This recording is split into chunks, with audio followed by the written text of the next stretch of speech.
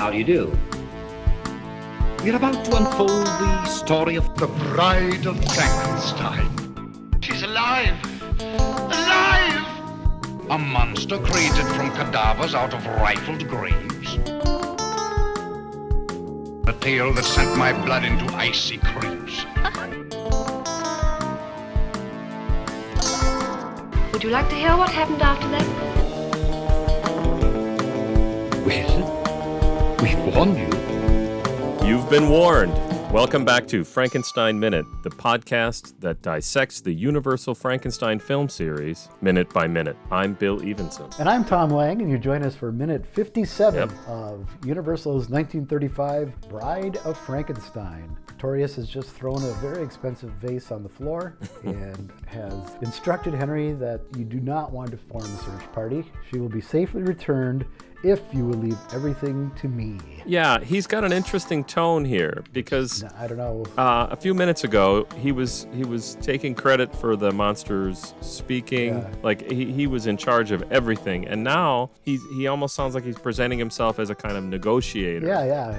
This is something that the monster is doing. Right. I will help you to get out of this situation. Yeah, don't worry, I got this. Yeah, exactly. And he crosses over and puts his hand on Henry's arm, and it's dubbed in, and it always sort of confused me because it's a little bit out of place. Yeah. He says, nothing that is except what he demands. And his mouth isn't even moving. It starts to open to say the line as the scene dissolves into the next one. So they just took the audio, brought it back a few seconds. It does seem like they just moved the audio back a little bit, but they could have just they moved it recorded back. it. It could have just been a dub, too. It doesn't sound post-dubbed. It doesn't sound looped in. Yeah, you're right.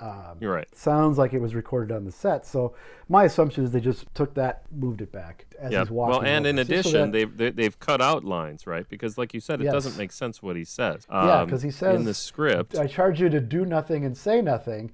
And then there's a few lines in between. Then he says nothing, that is. So it's a little disassociated from its original thought. As a kid, it confused me. In the script, he kind of repeats himself, because in the script he says, do nothing and say nothing. Then he says, the only way to get her back safely again is to do nothing. Yeah. Nothing, that is, except what he demands. Demands. Yeah. And I think that makes it a lot clearer. When I was a kid, it always sort of confused me because it's disassociated from its original thought. There's an interjection of, she'll be safely returned, blah, blah, blah, blah, blah. Nothing, that is. So it's separated by a sentence or two. Confused me, but once I read the script. And I think it's fine. I think it works well. It's part of that speeding up that we're seeing. Yeah, it tightens the pace I can sort of picture being in the editing room and looking at the footage you've got and just saying, anywhere we can tighten this up to make it more manic in a way. Yeah. To make it faster. Ted Kent was an excellent editor. He had edited. It's not a chatty movie to begin with. Not a lot, but it does have some great lines. But Ted Kent, who was the editor, also edited Frankenstein, did a ton of the Universal stuff for the Laemmles. Really good at creating the pace.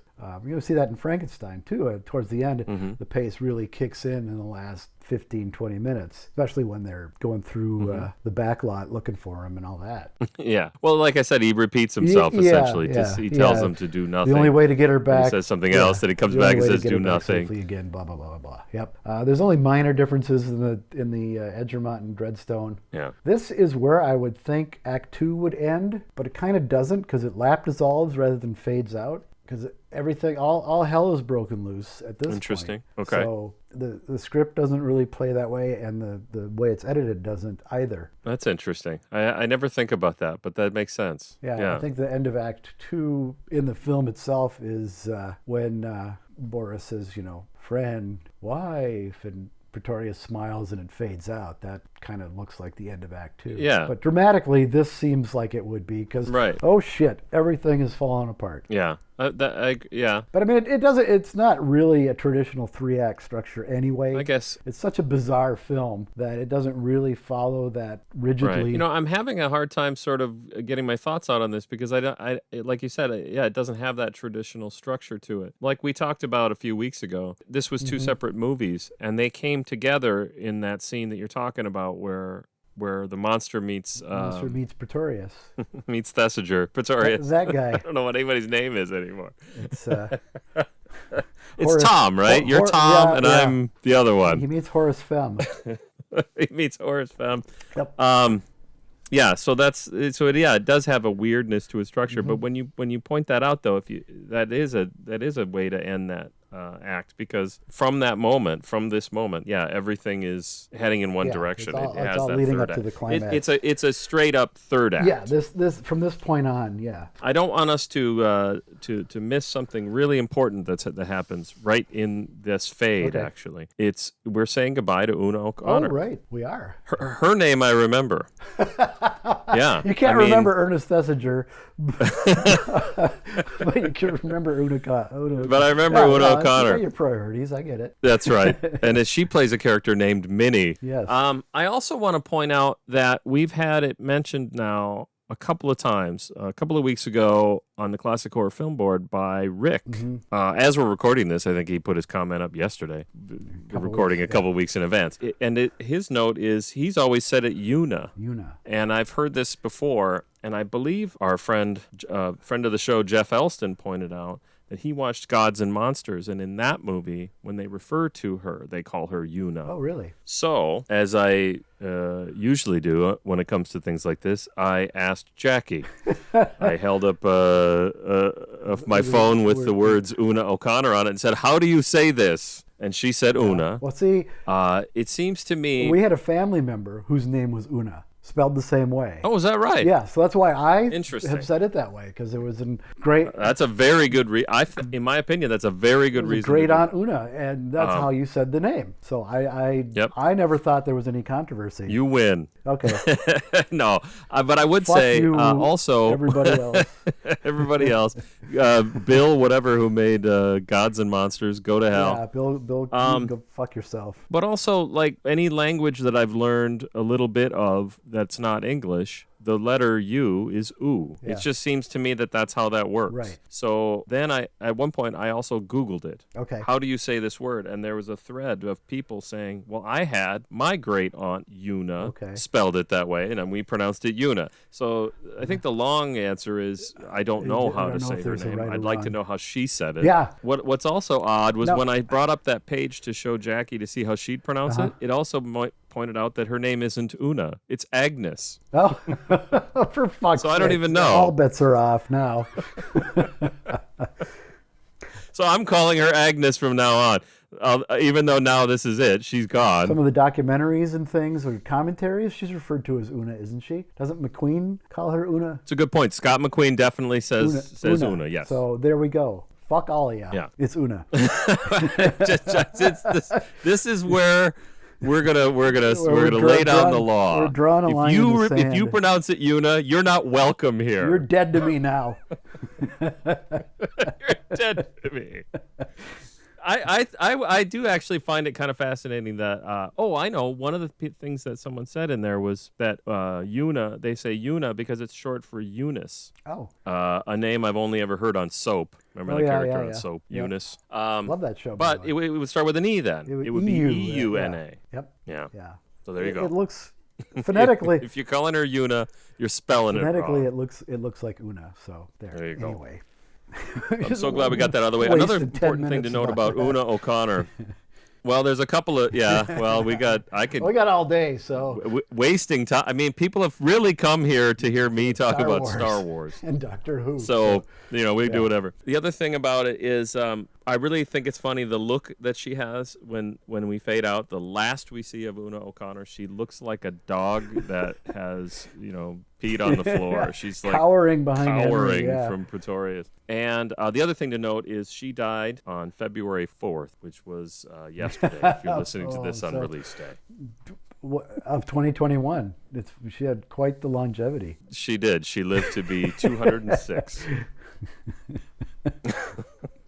And I killed her yesterday. Well, why not? Had enough. That's enough of that squawking. She was screaming about some shit. I don't know. All right, goodbye Una O'Connor. We, till we do Adventures of Robin Hood minute, we won't see her again. Is it one of the only other things besides? Actually, it's funny. I did happen to glance through her Wikipedia page. She worked with John Ford. Yeah. Michael Curtiz. Michael Curtiz. I'm doing it off the top of my James head, and Whale. now I can't remember. Oh, but even Billy Wilder. Oh yeah, isn't she in? We probably said all this when she We came on did, I'm screen. sure. If you can find your notes for Yeah, that I'll have minute. to dig back through the pile. But there's another Witness big for the director, huge prosecution, director that we're isn't it? not mentioning. She's a witness for the prosecution for Wilder. Is I that it? think, yeah. Okay. Which also has Elsa Lanchester in it. There's another big one. Yeah, I know. She was in a lot of stuff. Yeah, and good No, for no, her. she's a very She's a force of nature. Very- She also yeah, apparently very- did a lot of work on the stage Yeah. and in television. So good. Yeah, She kept got a lot of work. working. Do you know what year she actually did die? I don't remember. 59. Is it I think. 59? Okay. Yeah. Oh no, I'm sorry. I looked it up. Oh, so I I should honestly know that. can't remember. So we'll Well, go with yeah, she died in 59. 59. Okay. All right. If I'm wrong, Whatever. tweet us. No harm, or no something. foul. No, we were banned from that too for inciting a riot. Who's rioting? There we go. It comes back to haunt us. There's a lap dissolve, and we are at what appears to be the same Rocky Mountain area from the end of 31, lacking the wrinkles in the sky. Yep. Well, I'm trying to remember. I'm sorry. We just watched it, and so I feel bad. But it's a miniature. Yeah. We see that miniature, right? Is that what you're no. This is Karloff Dragon Valerie I'm Hobson's sorry. double up the hill. Oh, cut this part out. I know what you're. That's fine. It's Karloff, but I don't think it's Valerie Hobson slung over her shoulder. I think it's probably a stunt woman. That's what I think too. Yeah. Because of the way he manhandles her is pretty rough. He goes into a cave, and Igor from the Munsters makes his screen debut here, flying by. It's terrible. Have you ever seen a terrible, bat? A prop bat look good, or have I seen a real bat? Have you ever seen a real bat? Oh yeah. Okay, Yeah. so I've seen a number of bats. There's one flying around in here right now, as a matter of fact. Is that? Oh well, I forget that's kind of your idiom. Yeah, but- we've had a bat in the house, not here, but yeah, in the past. I think too that's have a had a bat in common- the house, That's a Yeah. common thing. and I've seen them flying around outside. If I take Oh, yeah, the dog yeah, yeah. out right at Yeah, sort of dusk, Well, you we see both quite live a in few of them. we both live in wooded areas, Right. So we're prone to see those sort of things. Yeah. And I have never seen one, nor could I really imagine seeing one lazily flapping his wing. And this is like a universal staple, right? It's a staple, is, really, yeah. of horror films of this era. Is bats just flapping? Even into the 60s, because by the time you get to Hammer and Kiss of the Vampire or Brides of Dracula, they have, and even Okay. Scars of Dracula, which is like 1970, have bats lazily boinging up and down on a piece of elastic. It's never. And we until you had get- everybody's had these like at Halloween. You Oh, get sure. the rubber ones and you Well, put the even- string on them when you were kids. I mean, Kiss of we the spent our whole Vampire. lives talking about bats like they do this, and they don't. Kiss of the Vampire actually, like, shit, we need a ton of bats. They went to Woolworths and bought out their stock of rubber. I'm not kidding. No, And you watch the I film in it. don't doubt that. You watch That's the film pretty and good. it's a great movie, but yeah, the bats look like they were bought at Woolworths. Not the height of special effects. Okay, so the bat is very prominent in this shot. It looks only slightly I better think- than the bats in Dracula, but not by much. Yeah, I mean, suppose I would say it's basically the same as in Dracula. had it been It's me just in awful. charge, I would have said, you know what, let's lose the bat. Yeah, just lose the bat. Well, I guess someone thinks that it adds to the atmosphere. I mean, I guess when you have a bat I in this suppose shot, it makes it really tells you you're in a Creepy cave. Yeah. Yeah. Now my question is this cave where the monster lives? That's- because there's a fire burning, there's a straw bed already set up. This must be where he lives because he knows Well, exactly where to go too. Yeah. He brings her right there, and I'm sure Pretorius maybe has set Yeah. this up for him. Well, when we see him come in the entrance of the cave, and it looks like it's far up on a hillside, which would On a hill, explain how he can stay hidden. I guess. I think it's funny that you mentioned Right, the fire yeah. though, because the monster built a fire. I mean, this is a really big deal for him. who's got a long history of bad luck. Yeah, with he fires. either built it Yeah, or he there's at one the minimum, cozily- he at least tends to it, or at the very least tolerates it, Yeah. and then and then Carl or Rudy or Ludwig or somebody Or Fritz or comes and Franz takes care of or it for him. Fritz or Franz or Paul or Jerry or Jerry Ted or whoever. Siegfried. Siegfried was last week, right? That was Siegfried. Oh, he works for Henry. Yeah. Siegfried He works for died. Henry, Did you see yeah. Siegfried died? Siegfried Yes, and Roy? I saw Siegfried died. Larry King died this morning, actually. That's true. I thought he was already dead, but credibility. He was in the intensive. Yeah. Well, credibility is a interesting term. I just thought he was bad at his job. Okay, that's better. Yeah. He just sucks. Yeah, he just sucked. Although who cares? Well, he was in intensive care with COVID, so I was kind of surprised. Yeah. I don't know what that does to a person yet. The Hammer, Hank Aaron, passed away. What, yesterday? Yeah. I think. Yeah, I was. Yesterday, day before. So. I was reading about and that. Gregory Sierra from Barney Miller. He's not just from Barney Miller. He did something in. He did tons of stuff. Planet of the Apes movies. Okay. And probably the TV show because everybody was on that. Okay. Yeah, he did a lot of stuff. I thought he was in like a horror or sci-fi or something. Yeah. Anyway, there's our roll call. Una O'Connor died. Just yesterday. Or are we on a different minute No, now? I don't know. No, we just left her. What else? Karloff looks a bit unsteady on his feet. He doesn't wobble, but he's like walking gingerly. Well, he's it carrying seems to me. another person. Like he's got those. He's got those big platform boots. Well, on. and he's got those big platform boots on. Yeah, and Which is he what I doesn't just said, look right but yeah. to me. It looks kind of silly. Well, I'm sure the floor. Well, no, I was saying it along with you, Oh. but it sounds like was with like the 10 delay, minutes it later. sounds like it's like an hour. O'Connor just died and then he yesterday, by the way. sort of throws the. Is that right? Wow. Yeah, he kind of stumbles through the cave with her, and then just chucks her onto the straw bed. Yeah, he roughly throws somebody down, and then they cut to a shot of Hobson. Kind so of rolling it's reasonable over. to Yeah. think it wasn't Hobson. Yeah. No, I don't think it was her because you don't see her face. I think it's interesting in the script. It says, she cowers, weeping, almost overcome against the wall of the cave. The monster stands over her a moment, then with a grunt leaves her. There is no impression of ugliness or cruelty, just sort of, you stay there, which is it's funny to have it be like the script to be sort of conversational Well, like that. it does that. I didn't just say that. It does that It's a lot. written. We referenced that a number of times.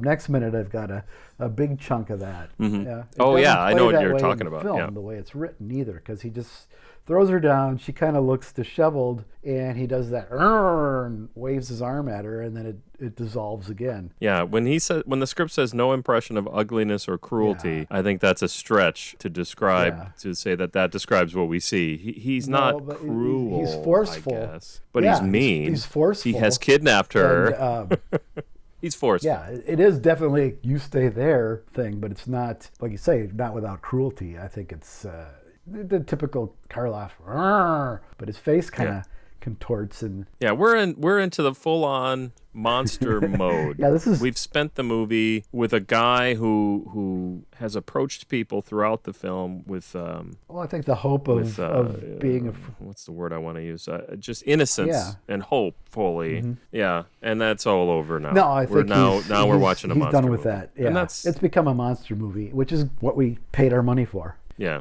Isn't it? Yeah. That's true. Well, and we saw it's not without reason either. It's not like like somebody flipped a switch. Yeah, no, he's earned his bitterness, I think. Yeah. Which is why I think it would have been fascinating if they would have continued with this character the way he is in this film, proceeding forward. The dawning intelligence, the speech, all of that, a personality actually, rather than just a prop. To see him, all right, fuck you, mankind. You pissed me off for the last time. This is what you get. And that never happens. Yeah. Which is what happens in the novel. He decimates Victor's family. Everybody dies. His best friend is killed, and he pins it on Victor. It's great. That is not in any way. Well, okay, so this is as close as we get, I guess, is this shot of more or less the monster with Elizabeth. Well, I mean, later that we get a little bit of it, but yeah. All right.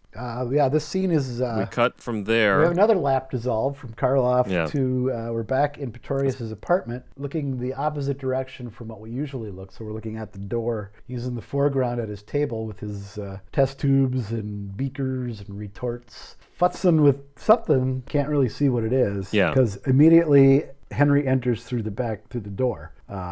There's some indication. Well, I think it's interesting. Honestly, it's interesting to me that Henry just comes in the door. Yeah, it doesn't because knock. when we went there before, there was a whole operation. It took a couple of minutes to get in there. Yeah. You know, and Henry just walks in the door, and Pretorius looks up like, "Oh, hey, hey, how's it going?" You know, it's not a big deal at all. Pretorius is subdued in this minute. Well, it's because he's getting everything.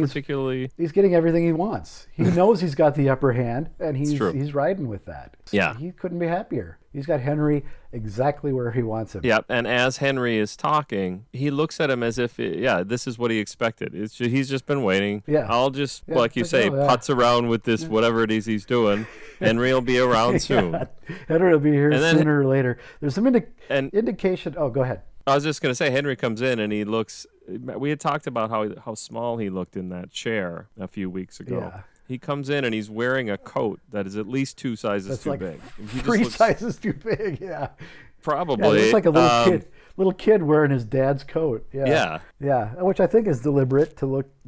He's at one of his lowest points here. Oh, completely. There's indication that some time has passed because he's, I've looked everywhere, I can't find her. So we have resolution to last week's mystery. Is the search called off? And the answer is no. Pretorius threw the vase on the ground to no avail. That Cervez, Sevres vase for no reason. The Sevres vase was in vain. Didn't matter. Didn't change a thing. Well, I mean, it doesn't mean he formed a search party. He says he's looked, so it could be just Henry doing the legwork himself. That must be what happened. I don't think you'd want to involve a third party. So, this monster I made that's killed a bunch of people, he kidnapped my wife, so I need your help to find him. I don't think that's what's going to happen. But even that, though, Pretorius' point is do nothing and say nothing of this episode. He's saying just don't do anything. Just let it go. And Henry goes and searches everywhere. So I don't know. Yeah.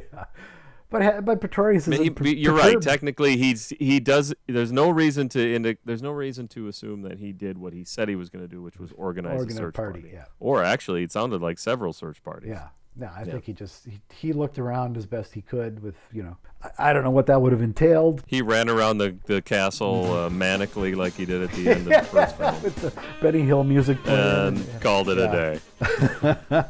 In the script, he says he's beaten, but in the film, he says he's at the end of my tether, which I think. In the film, he says he's beaten, and in the script, he says the end of my tether. I was just looking to see. Yeah, I admit I'm beaten. I prefer the tether. But if you can bring her back, I'll do anything that you want. Yeah. And there's a great line that they cut from Pretorius, where Henry says, "I'll do anything you want." Pretorius says, "I want a great deal. I'm sorry to have to resort to ungentlemanly force to get it, but it is in the interest of science which drives me. I cannot see this crowning miracle of man lost to the world. Are you ready to complete with me this final experiment?" So they cut that first couple sentences out, which I think would have been a nice addition. Yeah. Picture Thesiger's delivery. I agree with you, but I kind of think what we're left with is a little more ambiguous and a little more focused. He's just, we are going to do this. I don't need to explain to you why. It's more like and we're going to talk about this a little bit more, I think, maybe next week, but their relationship is over in the movie, really. They've only got a couple of things that they need to say to each other back and forth. It is now a kidnapping and a ransom, essentially. Basically,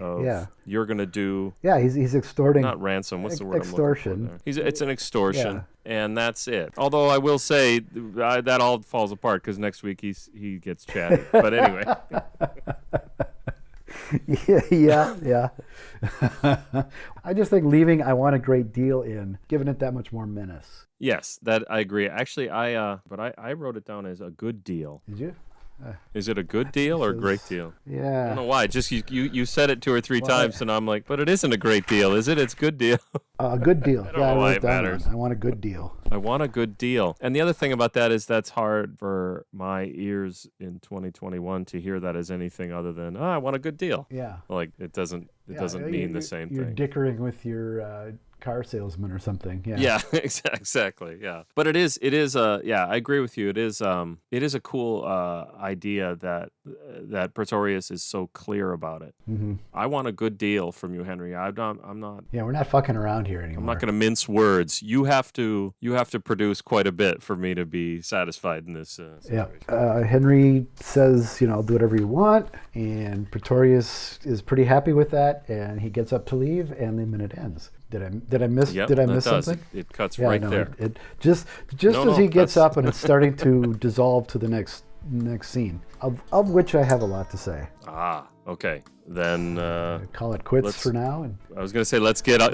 onto it, but I guess we gotta wait. we do, yeah. So people will be chomping at the bit waiting. to find out. Next week is an Yeah, extra sorry, long Jeff. one. I had some feedback that I was gonna say Jeff, but one of our listeners, Jason, he says he does podcasts at 2x speed. So we sound Do that, we Jeff, sound like next the week. Be ready. homunculi then from earlier in the film when he listens to this. Is that what? I wish that they had a setting for that on most podcast things where you could up the pitch along with the speed. So basically, But he listens to no, it, I so don't we think it sound like works that the little disclaimer at the end of a radio ad. that's right. Follow us on Facebook, Twitter, Instagram, and blah. Antisocial. Patreon. There we go. Hey, the Patreon. What about it? It's still there. I don't know. Visit patreon.com/Frankenstein Minute. Sign up at the friend level. Because friend good. Which is just $2 a month. Because friend good and fire no good. You'll get bonus content and every episode on Frankenstein Thursday. Yep, that's it. I feel like I should be saying it even slower Jason can so hear that it at Jason can normal hear it. speed, Because he's sped it up too fast.